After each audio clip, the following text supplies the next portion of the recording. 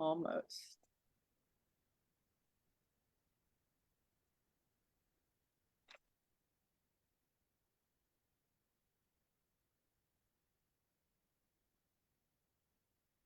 Hello, how are you? Hi, Kate. Tell me, before I introduce you to everybody who's here today, would you tell me something?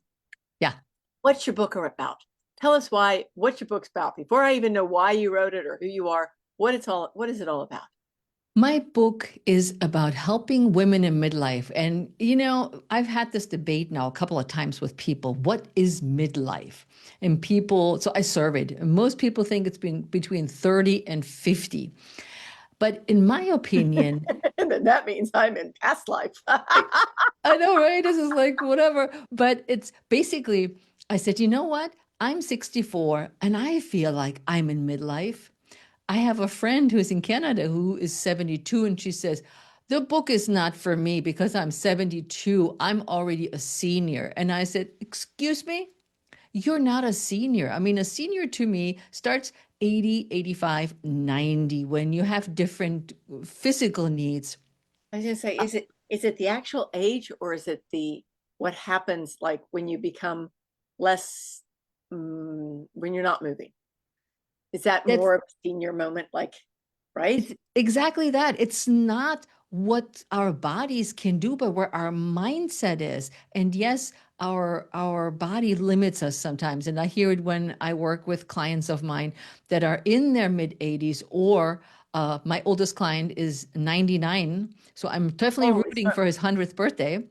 Uh, right? but I think it's a mindset of where midlife is. You could be probably being midlife in your 20s, but it's all about what do you see yourself doing going forward? And that's also, and you know that, Kelly, everything I do is pursue your spark. And pursue your spark is something that we all can do no matter what age, no matter what condition we're in.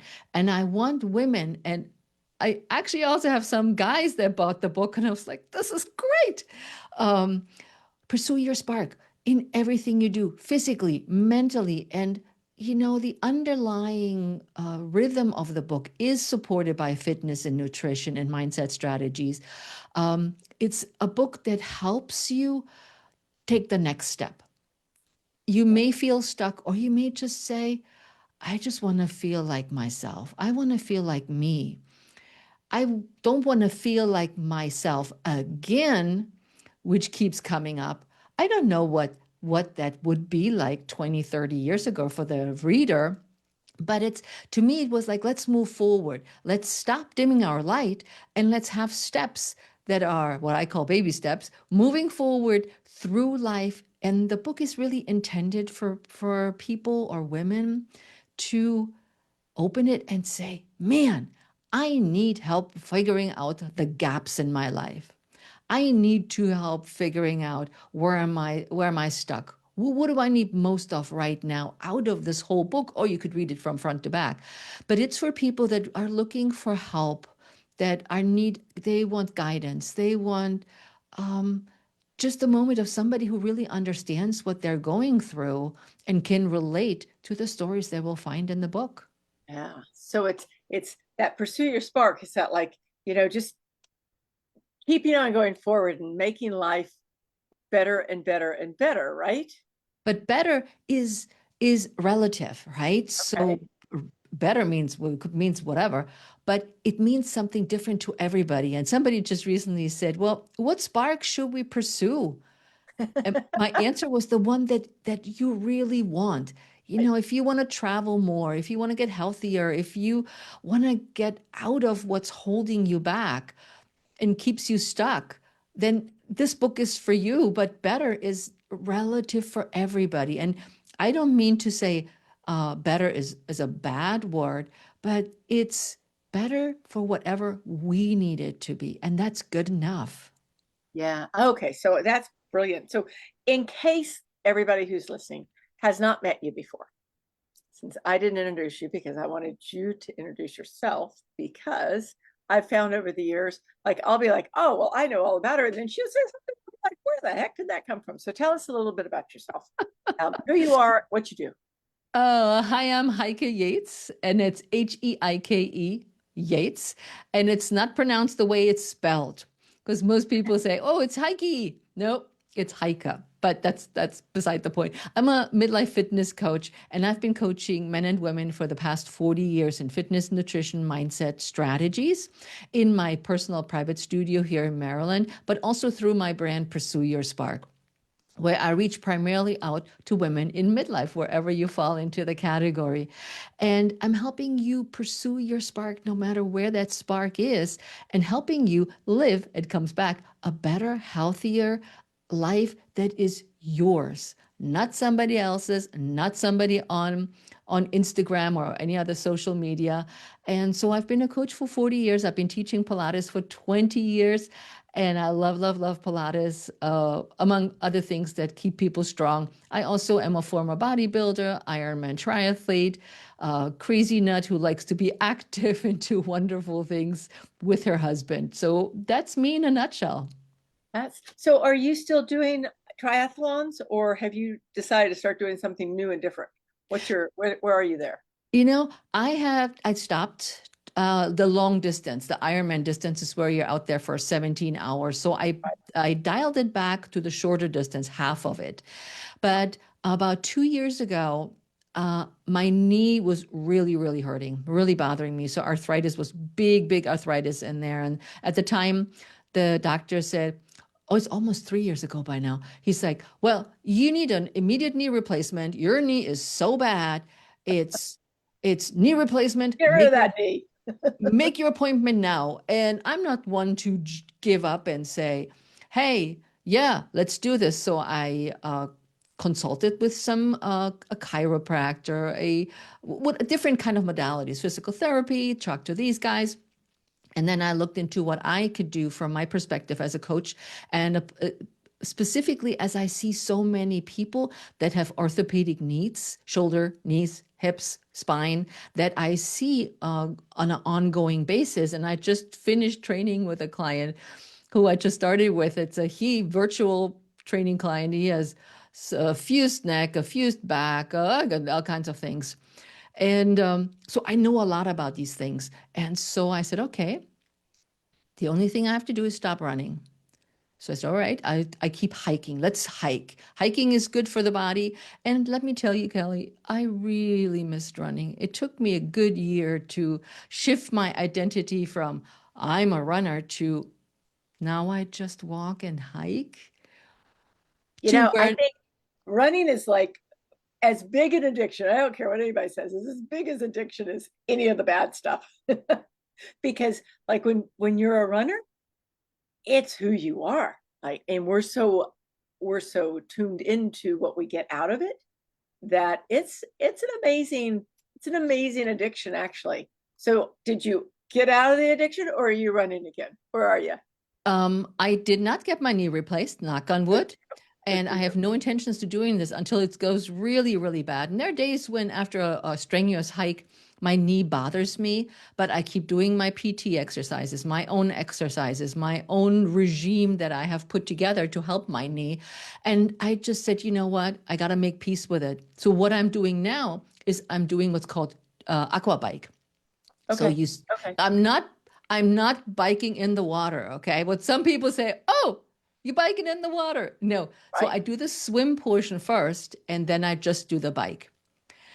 And recently, my friend who is just became another Ironman triathlete, and she trained and trained and trained, and then she had a shin splint just literally a month before her race. And so she ended up walking 26.2 miles, which is the distance for an Ironman triathlon. She just walked it. And my husband said, "Look at Anne. She walked the whole darn thing." He says, "Just do a shorter distance. You can still be a triathlete. Who cares if you walk 6 miles or if you run it? Yeah. You can still finish it because walking is now one of your superpowers." Right. So we'll see. But Yeah. I understand. Like I quit running just because I could tell that it wasn't working for my body. But I always wanted to do that 25K, that was like out there and it bugged me. And finally one day I was like, I just signed up for the darn thing and I hiked the whole thing. Like I walked it. I walk as fast as I run. Honestly, like I'm like the slowest runner in the world. So it was like, yeah, that was good. And it's just our ego that sometimes tells us that we should be, doing these things. And then, it's also as we get older, realistically, we have to take a step back. If something is no longer working for you, Yeah, stop doing it yeah. and Take care of your body. take care of your body. And there's so many other options. And that's why for no no apparent reason, yeah, for apparent reason, pickleball has become so popular. Because Right. people are like, I can't run on the tennis court. So now all us oldie folks and some of the youngins too, they're out there pickleballing and having a Oh yeah. blast. Oh yeah. Yeah. No, I think it's a really good, it's a good transition. Like transition sports, I think are brilliant. Like, but that's a whole different story. So let's go back to your book because we basically know why you wrote it.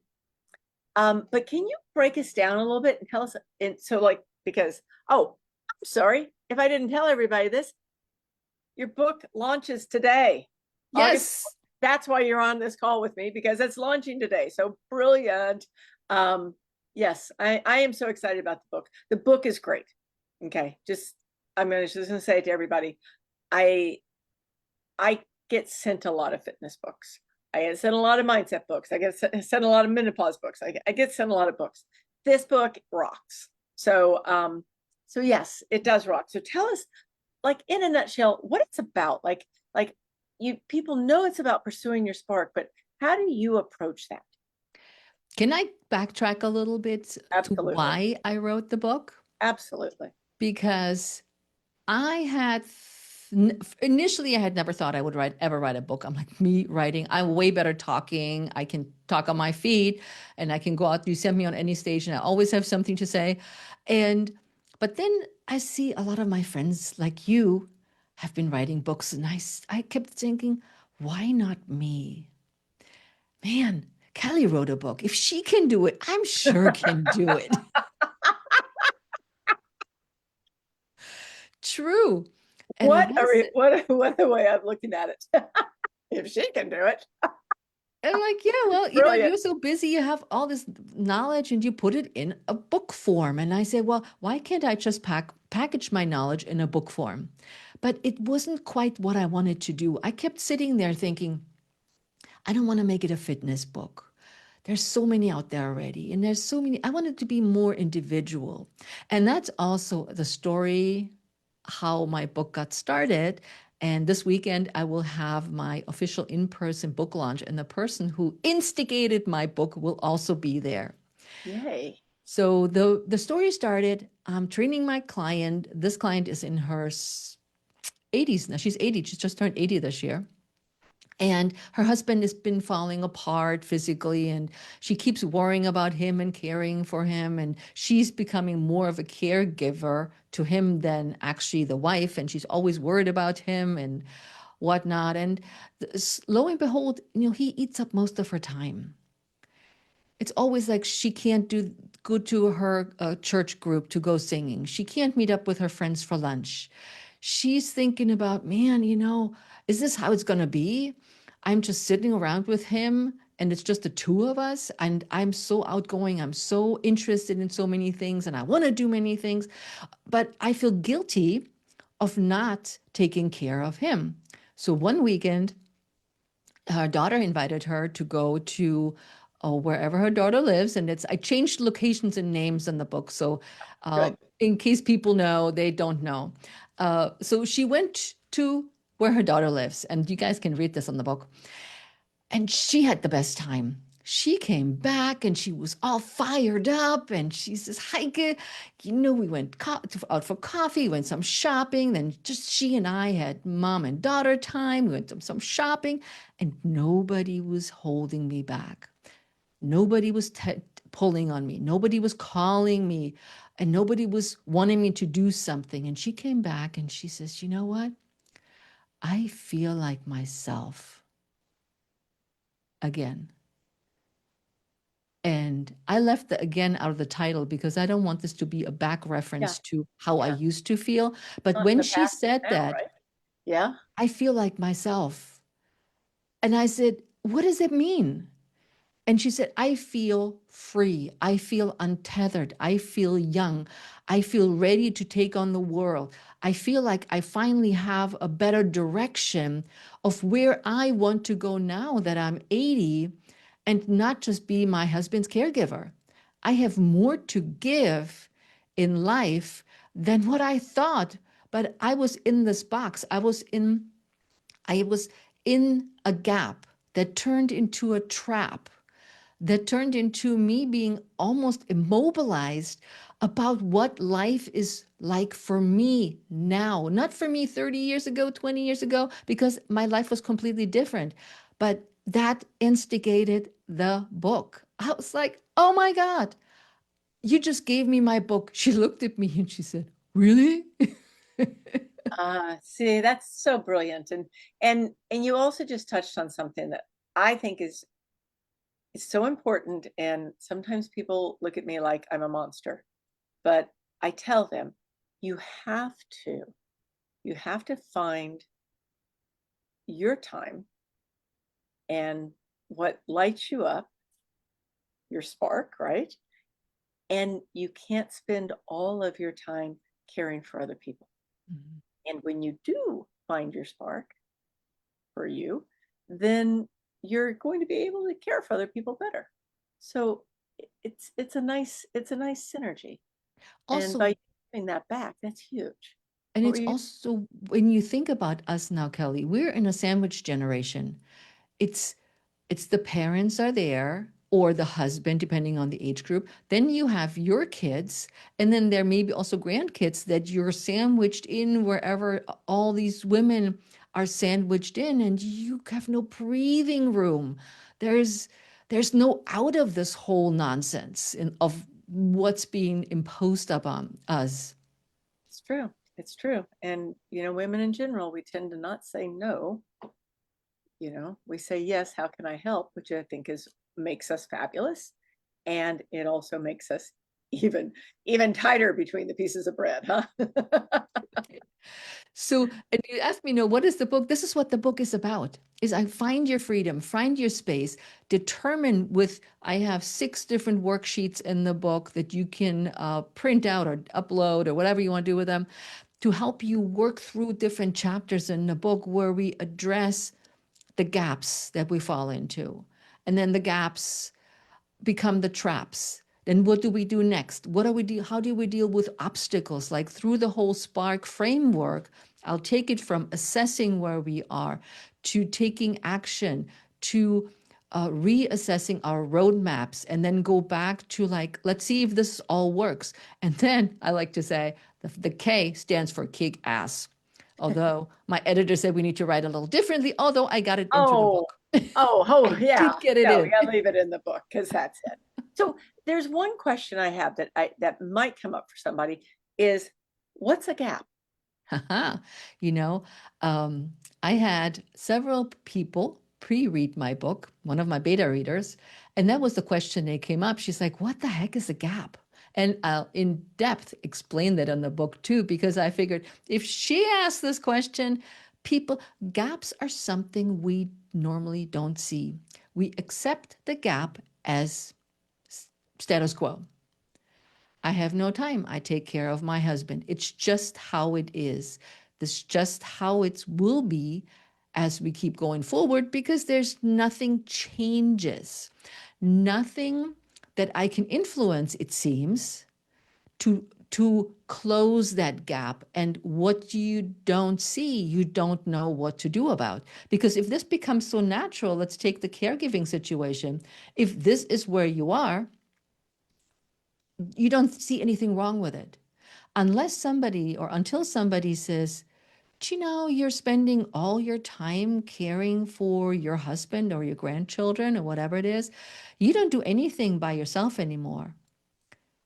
And you may think about it and say, yeah, it's just how it is. I love my people. And this is because we never say no. This is just how it is. And we take it for what it is. But then as maybe somebody points it out, or you just get tired of that whole situation, you wonder what's on the other side. So you either learn to close the gap, or the gap widens. You take on more responsibilities. You care less for yourself.